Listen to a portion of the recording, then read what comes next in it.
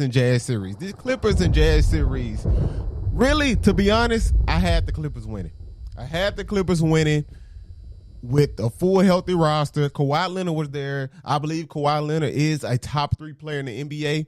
And you add him with Paul George. When Paul George is playing at his best, he's definitely a top 10 player. And if Paul George is not a top 10 player, let me know in the comments below. I think Paul George is a top 10 player, even though he gets so much slander in the playoffs, because granted, sometimes he doesn't show up. But this series, he showed up. He definitely showed up this series. But, oh my goodness, Game 6. Game 6 had me. Game 6 was just one of those games that you will remember forever, to be honest. The game itself was amazing. I'm not going to lie. I'm sitting on the couch. I'm watching the game. I'm like, you know what? I'm about to go to sleep. The Jazz won. We're going to see Game 7. I'm going to watch Kevin Durant tomorrow. And we're going to watch Game 7 on Sunday. And we're going to see if Paul George can deliver in Utah. But I'm steady. I'm saying, you know what? I'm sitting here, and they keep chipping away. I'm like, man, dang, what's going on? And, okay. The whole, from the first quarter, Jazz and the Clippers were going at it, back and forth. The second quarter came. Jordan Clarkson scored 21 points in the second quarter. 21 points. He literally blew the Clippers off the court by himself. He didn't need no help. He said, you know what? Give me the ball. He scored 17 straight at a point. He said, give me the ball. I'm going to take this home. And coming out in the third quarter, Donovan Mitchell started hitting. He was even hitting in the second quarter. And then that man, Terrence Mann. This Clippers team is so deep, and it's real scary when we look at your best player is gone, and then your second best player and a role player step up in a big fashion like this. And just imagine if Kawhi Leonard is there. No doubt, this team is going to the NBA Finals. I have this team going to the NBA Finals. I had this team getting past the Phoenix Suns. It won't be an easy matchup, but we have to wait on Chris Paul and see what Chris Paul would do. But, oh, my goodness, this Game 6 was crazy. The shot-making ability was amazing. This is the type of games you want to see, and I know a lot of people say, well, the NBA, they don't play defense anymore. Look, they play defense in the playoffs. They play defense when it needs to be played, and we saw that last night from the Clippers. The Clippers are just a team full of, let's say it. I know they said it last year, and they said where all the dogs came out this season. They really, really did, and they really showed up Game 6, and it was an amazing game to watch. Now, with Gobert, you have the defensive player of the year on your squad. Okay, if I have the defensive player of the year on my squad with one of the best wing scorers in the NBA and Donovan Mitchell, the best six man in the NBA and Jordan Clarkson, you have Bogdanovich who can knock down the three and can defend at a high level. You have Joe Ingles coming off the bench who can knock down the three and play at a high level. Okay, you got Royce O'Neal, who can play defense at a high level and can knock down the three, especially that corner three. The Jazz have all of these pieces, and they inserted Michael Conley. I said this. This is what I told myself. I said, you know what? If Michael Conley play Game 6, it's a huge chance that they might lose. He might just mess up the flow of Donovan Mitchell being at the point guard and Joe Ingles being in the starting position, because Joe Ingles been playing so good. He was playing so good that series. I'm like, man, don't bring Conley back yet. Don't bring him back.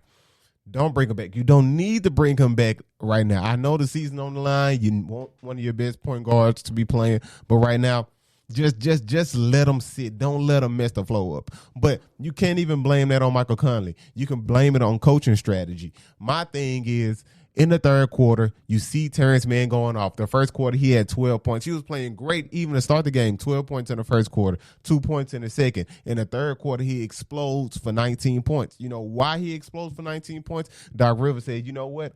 I'm not going to play no bigs at all. Like, no bigs. Marcus Morris, even though he's a knockdown three-point shooter, he said, you know what? I'm not even going to play Marcus Morris.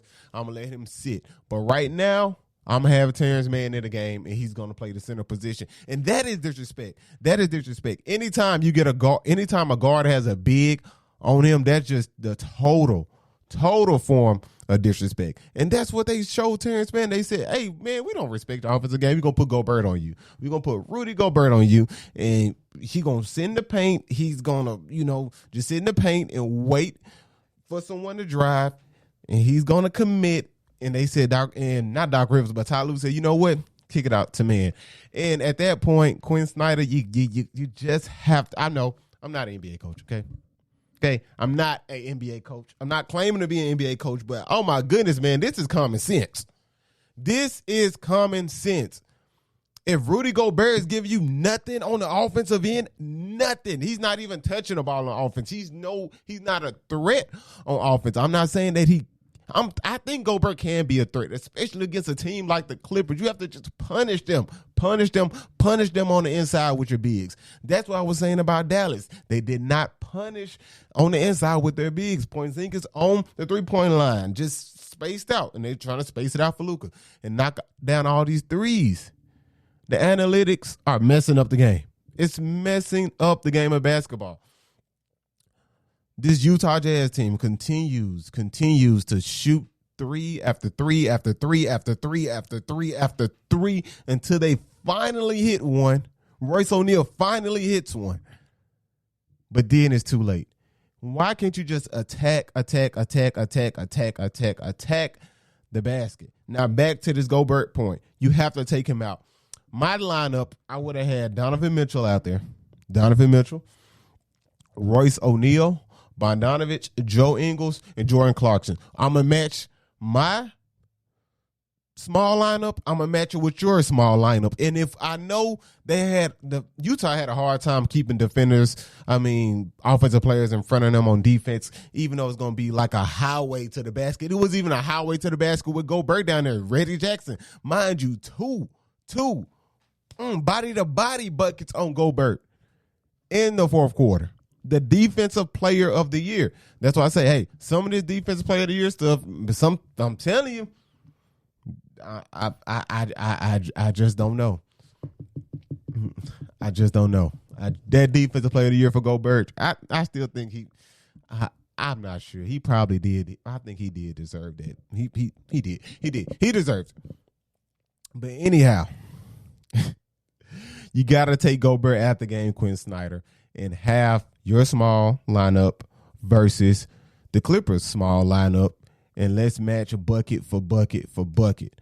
Instead of having Gobert in the paint, he's definitely not going to close out on Man. Man has hit 3 threes in a row. Nobody's still closing out. No adjustments. Take Gobert out the game, put your small five in, and, hey, just stay in front of your man and just rotate if you can, because Gobert is not going to be able to rotate the way a Clarkson or Joe Ingles or Bogdanovich or Donovan Mitchell can rotate. So they definitely should have changed that lineup. But, man, they did. But this team is special. This team is special. The shot making of the Clippers last night, it was magnificent.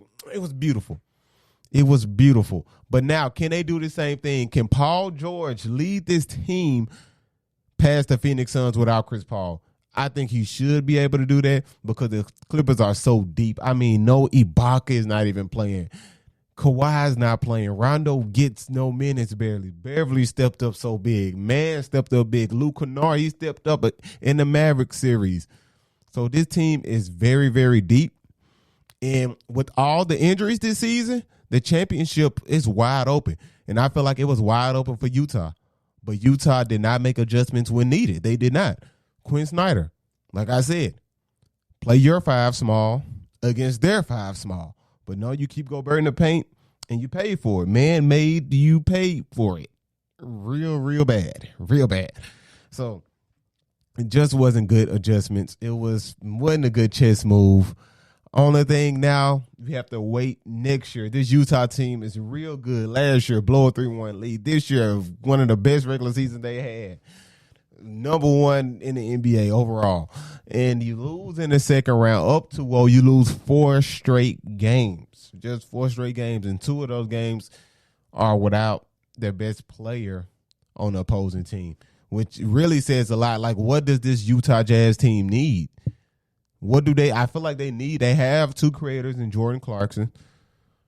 But I feel like Gobert has to start giving some type of production in the paint. He has to. He's too tall. He's too good to be not giving any type of production in the paint. No production at all. He gets no touches in the paint. Gobert should have just dominated. If Gobert was dominated, he had no choice but to take Terrence Mann out. You know what? And put Zubac in, because now I have a big that's dominated. I need another big to match this. But nope, Gobert didn't give you that. So I really feel bad for this Jazz team. It's like, man, they're so good. It's like they're right there. The window was open this year for a championship for anybody. Kevin Durant, he's playing with a hobble. James Harden, Kyrie is down. You saw what happened with the Lakers.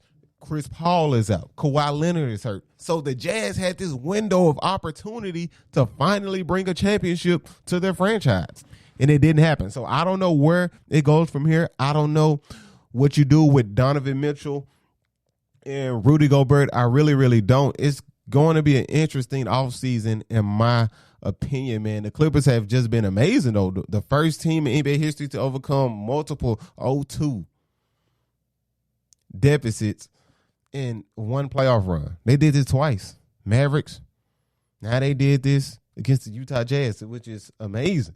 This is absolutely amazing. But, man, Terrence Mann, 39 points, 15 of 21 from the field, 7 of 9 from 3. How are you going to even compete with something like that? He scored 20 in the third quarter. 20. The most in franchise history. Most points in franchise history in the quarter for a playoff game by Terrence Mann, which it was just a great game. Now, like I said, with Gobert, that should have just changed the whole game. Just take Gobert out. Just take him out. Take him out. You play 5. You play a small 5. And then you play another small. And you play your small 5 against the Clippers small 5. So you won't give up 13 corner threes.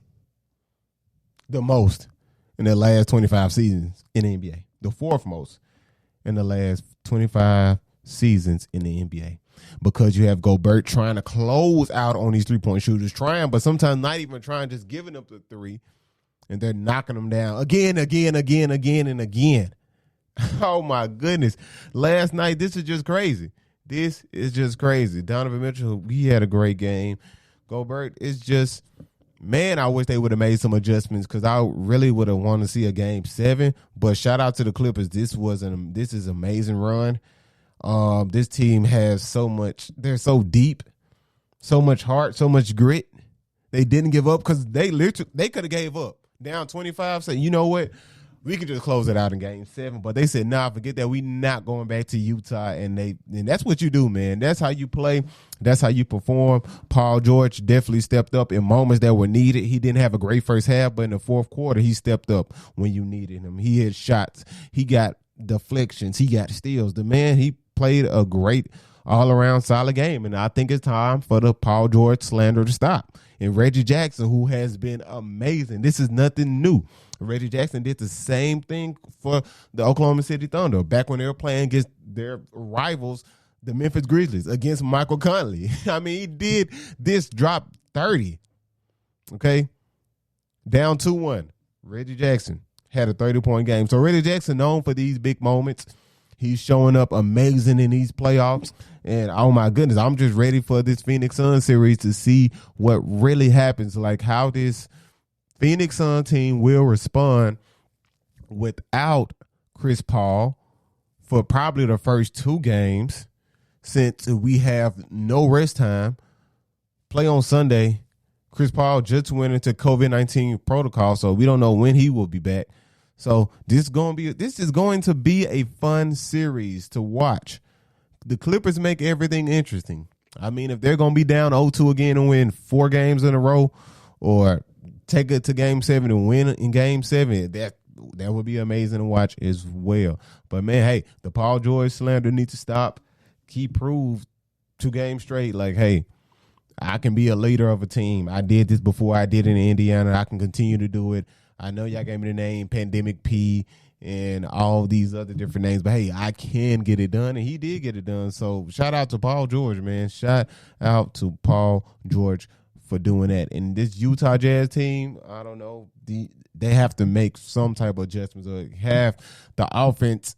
Rudy Gobert has to have some type of offensive game if this team wants to win the championship. They're good enough, but if Gobert is not giving you 20 or 18 or 17 or 15 or 16 and 13 a night, there's no way you can win if he's not taking shots and giving up threes on the defensive end, because it's small ball now.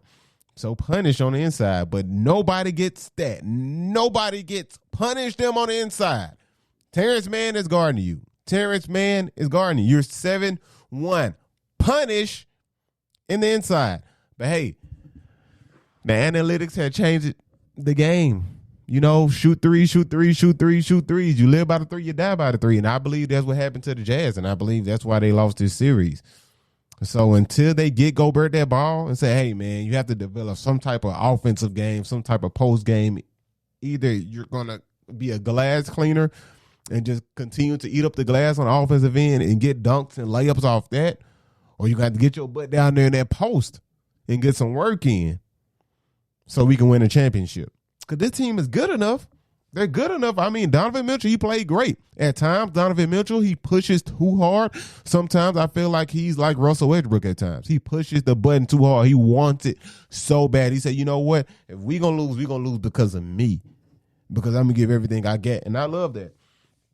Dang, it just broke down real bad for them on defense when that small ball, having Gobert in the paint and him giving up all those corner threes and all those wide open 3-pointers. You have to switch that to a small lineup to get something done. So, hey, I'm ready to see these adjustments in this Suns versus Clippers series. I think it's going to be amazing. So, y'all, I'll just sit back and watch, man, and let me know who y'all think will win that series.